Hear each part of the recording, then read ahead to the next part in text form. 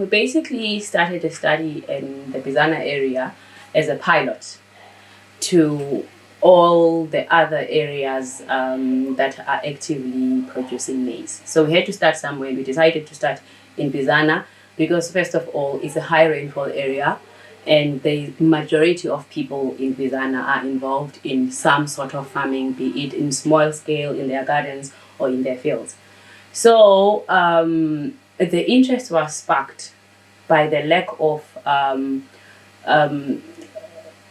development, or slow. The pace of development of the cropping in the area was very slow, especially having said that it is a high potential area.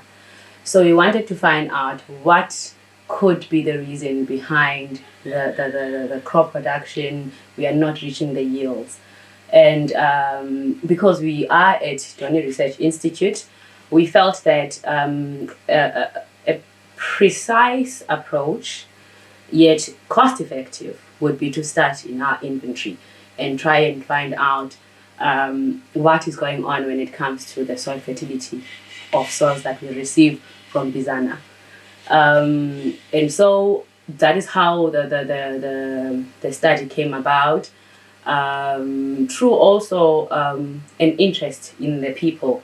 Because, again, when it comes to numbers, people of those areas, former Transkei areas, are very interested in agriculture, but they're just not cracking it. They're not getting to a point where they are standalone commercial farmers. They are still stuck. They are needing a lot of assistance from government. So it was all centered around such conversations, ongoing conversations, that we decided to now register a project with the research committee